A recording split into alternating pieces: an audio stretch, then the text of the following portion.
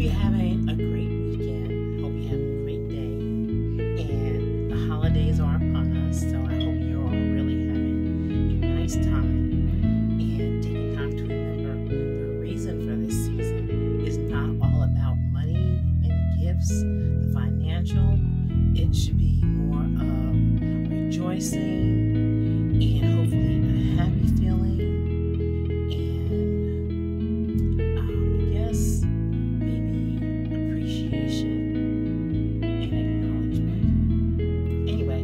That's my opinion. So, here we go. So, we left off where Marie was with her friend, and he had come to town and didn't tell her. But she found out through the grapevine that he was in town. So, she goes to pick him up, and they're about to hang out for a while. So, she had a few words asking him, like, well, why are you staying at your sister's house? Why can't you stay at my place? And he was explaining to her the reason why that he was staying there. She didn't totally agree, but she was like, all right.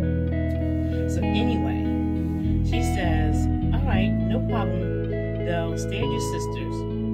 Although after not seeing me for months at a time, I figure you might be glad to share my bed with me.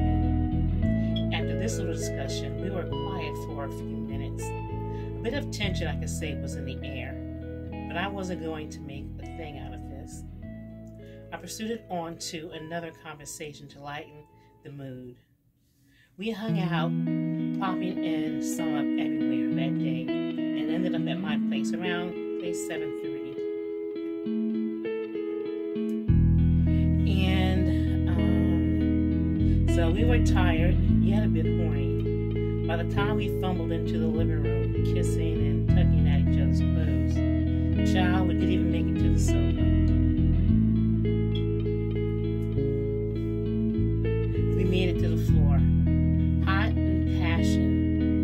with passion and desire.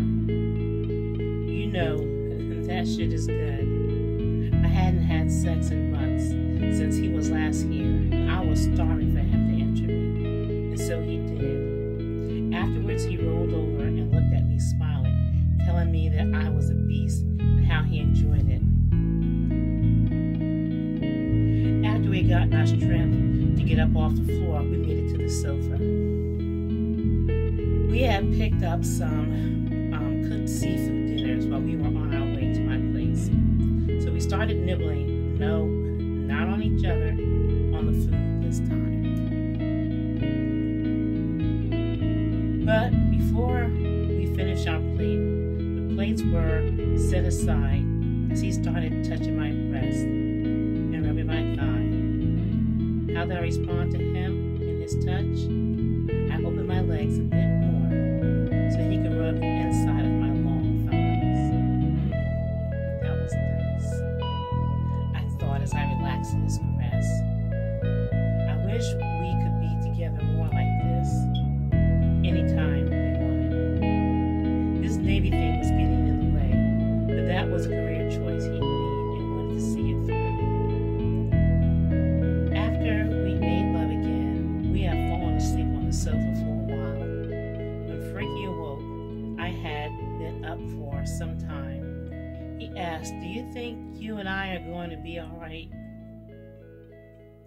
I answered, I sure hope we'll be fine. He said he believed so too, and asked me to be patient with him. He'd make it worth my while. I smiled at him, but wondered what brought this thought or question to his mind. Then I thought maybe it's best that I didn't know why he brought this up. Maybe he knew something I didn't know. Anyway, the phone rang. It was Frankie's brother, Jake. He thought he was so damn cool, and he was pretty cool and smooth. I have to give it to him. He wasn't fine or anything like that, but he was nice looking. But women seemed to go for him because of his style. His style was smooth and cool. His brother and I were buddies also. He wanted to know what we were doing, and he invited us to his place for a card game and throwing a little something on the grill. Not a lot of folks notes, just the usual, he said. I told him, hold on, I'll let you speak to your brother. I handed the phone to Frankie. He was always down for a card game. It would have been nice to stay home and enjoy some time to ourselves. Now we'd been gone most of the night. But we'd have time to make up for it, and we'd have a good time going over there and hanging out. These card games consisted of drinking, dancing, smoking, cars, and a whole lot of bullshit talking. I didn't play cards too much, but I was down with the rest of the fun. So we started getting ourselves together to head over to his brother's place. Frankie played cards a whole lot in the military. He could cheat like hell, and people wouldn't even know what was going on. He could stack a deck and do all the kinds of card tricks, and so could Jake. So it was about to be a bunch of trash talking, cussing, and laughing. We stopped by the liquor store to get some vodka, some scotch, some mixers, and ice. When we arrived at Jake's, the crew was there pretty much. We went inside his apartment. The grill was outside in the grass by the front door. Some people were sitting on the steps, and the rest were inside. After I spoke to everybody, I walked down to my Aunt Kate. She lived the next building over. Monica was at my aunt's for the night. Leah and Dave walked with me. We visited them for about half an hour. Aunt Kate and Monica were waiting for my mom and sister to pick them up. They were riding down to the beach.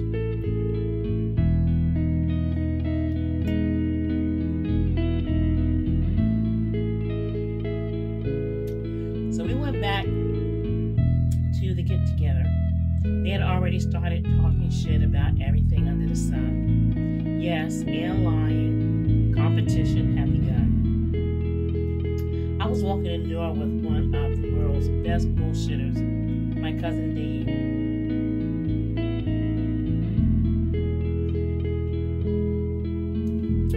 Dave was in the Army, but he was here from North Carolina. He and Frankie told stories about their military experiences, being away from home, and they had us cracking up. Leah just had straight up funny stories, but it was the way she talked. Seriously, she was the female Richard Pryor, and that's no exaggeration. She cursed every few words, but it was funny for real. I told him about when my cousins from Baltimore had come up last time, and I had gotten so tore up it was raining.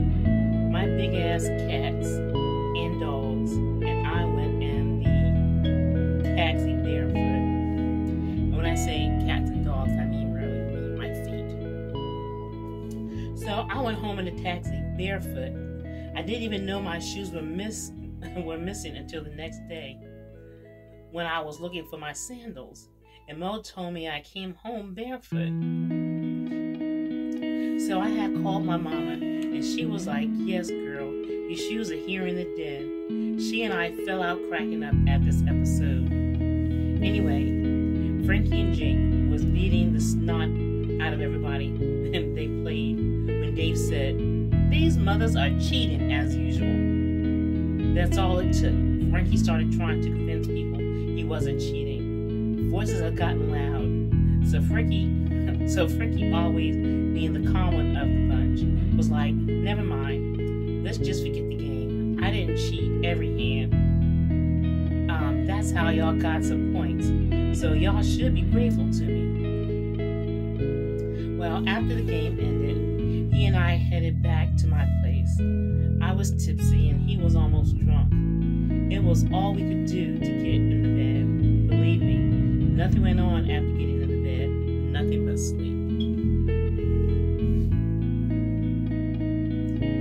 It was about 10 Sunday morning when the phone rang. It was his sister. Hi, Marie, can I speak to Frankie for a minute? She said, hold on, was all I said to her because I knew this wasn't a good thing that she had called. She had some small drama she needed him to help her with. He told her he'd be there in about 2 hours. About an hour later, the phone rang again. It was her once more. I'm sorry to be a bother, but can I speak with him again? I had to ask her, is something wrong?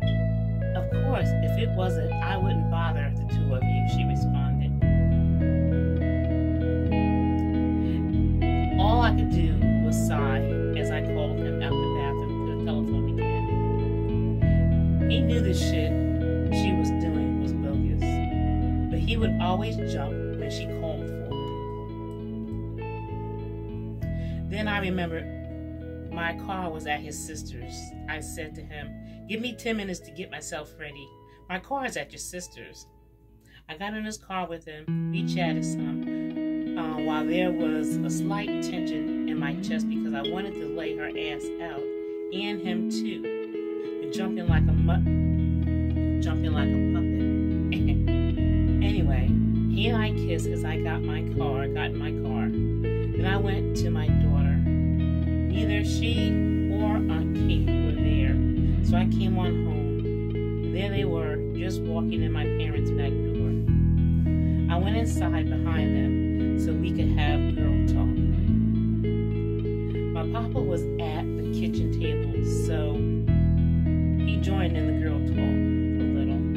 Papa always told me the real deal about men. He used to be a real player, and he could read in between the lines and clarify things to me. Now, whether I listened to him or not, that was a different story. Most times I did take pointers from him because he was usually right. As I was leaving, walking out the door, I was thinking about calling Lydia to talk to her about always interfering with me and Frankie. It wasn't like I saw him all the damn time. When I saw my brother Alan walking towards the door,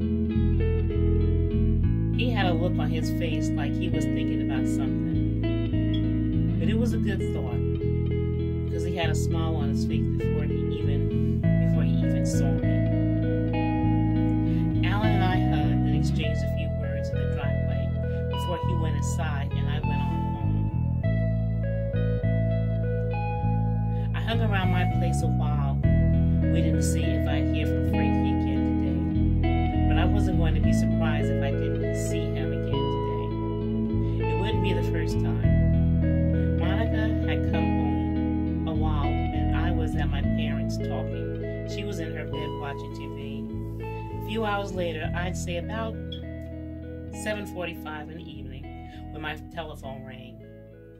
I'd been sipping a little drink or two while hanging around the house. I answered the phone, and it was him saying he was going to try to get back over to my place. His sister had gone out about 3 hours ago and asked him to keep an eye on her son. She'd be back in about 2 hours. I said, okay, just let me know if you're going to make it or not.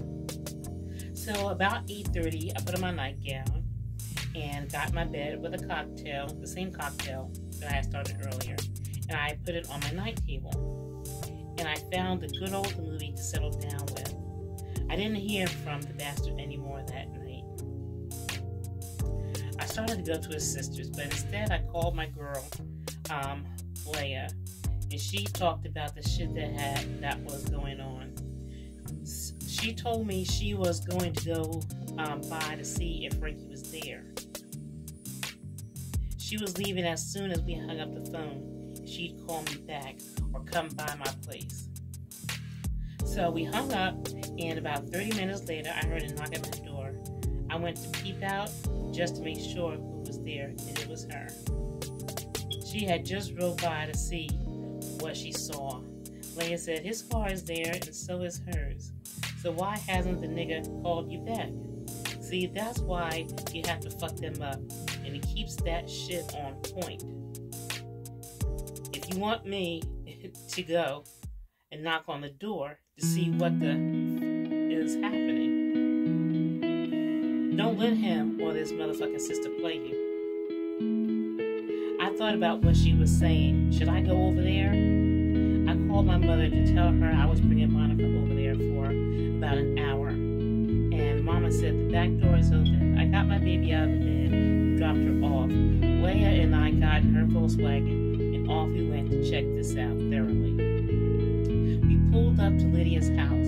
I went to ring the doorbell and she answered the door. "Hi, I need to speak with Frankie," I said as I entered the house before she could invite me in. She was telling me she was sorry for the inconvenience. She had gotten back a little while ago and Frankie was asleep. "Where y'all supposed to be going? Are you supposed to be getting together or what?" "No, not really," I told her.